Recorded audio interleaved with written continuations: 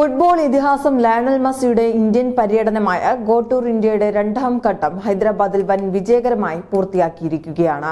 കൊൽക്കത്തയിൽ നടന്ന മോശം അനുഭവങ്ങളിൽ നിന്ന് പാഠം ഉൾക്കൊണ്ട് ഹൈദരാബാദ് നഗരം താരത്തിനായി അവിസ്മരണീയമായ രാത്രിയാണ് ഒരുക്കിയത്. തെലങ്കാന മുഖ്യമന്ത്രി രേവന്ത് റെഡ്ഡിയാണ് ഫുട്ബോൾ താരമായ ലയണൽ മെസ്സിയെ വരവേറ്റത്. കൊൽക്കത്തയിൽ സംഭവിച്ചതുപോലെയുള്ള അനിഷ്ട സംഭവങ്ങൾ ഹൈദരാബാദിൽ ആവർത്തിക്കില്ലെന്ന വലിയ പ്രതീക്ഷയിലായിരുന്നു ഇവിടുത്തെ കായിക പ്രേമികൾ. ഹൈദരാബാദിലെ രാജീവ് ഗാന്ധി സ്റ്റേഡിയത്തിലാണ് മെസ്സിക്കായുള്ള പ്രധാന പരിപാടികൾ അരങ്ങേറിയത്.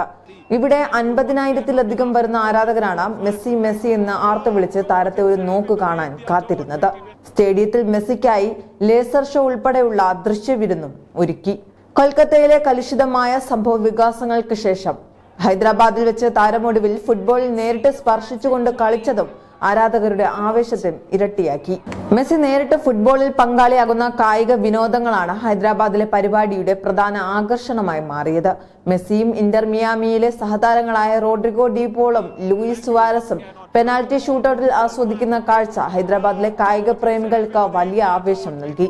തെലങ്കാന മുഖ്യമന്ത്രി രേവന്ത് റെഡ്ഡിക്കെതിരെ മെസ്സി ഷൂട്ടൌട്ടിൽ പങ്കെടുക്കുമെന്ന് നേരത്തെ പ്രഖ്യാപിച്ചിരുന്നു. ഹൈദരാബാദിൽ നടന്ന പരിപാടിക്കിടെ കോൺഗ്രസ് നേതാവും പാർലമെന്റിലെ പ്രതിപക്ഷ നേതാവുമായ രാഹുൽ ഗാന്ധിയുമായി ലയണൽ മെസ്സി സംസാരിച്ചു.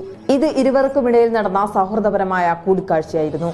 മുഖ്യമന്ത്രി രേവന്ത് റെഡ്ഡിയാണ് ഫുട്ബോൾ താരമായ ലയണൽ മെസ്സിയെ സ്വീകരിച്ചത്. രാഹുൽ ഗാന്ധിയും മുഖ്യമന്ത്രി രേവന്ത് റെഡ്ഡിയും മെസ്സിയെ കാണാനെത്തിയിരുന്നു. മെസ്സിയോടൊപ്പമുള്ള പ്രത്യേക ചിത്രം എടുക്കുന്നതിന് സംഘാടകർ വലിയ തുകയാണ് നിശ്ചയിച്ചിരുന്നത്. ഒരാൾക്ക് 10 ലക്ഷം രൂപയാണ് ഇതിനായി ഈടാക്കിയത്. വലിയ വില നൽകേണ്ടി വന്നെങ്കിലും ഏകദേശം 60ഓളം ആളുകൾ ഈ വില കൂടിയ ടിക്കറ്റ് ബുക്ക് ചെയ്തിട്ടുണ്ട്. ഇതിഹാസ താരത്തെ എടുത്തു കാണാനും അദ്ദേഹത്തോടൊപ്പം ചിത്രമെടുക്കാനും ലഭിച്ച അവസരം ആരാധകർ വലിയ പ്രതീക്ഷയോടെയാണ് സ്വീകരിച്ചിരിക്കുന്നത്.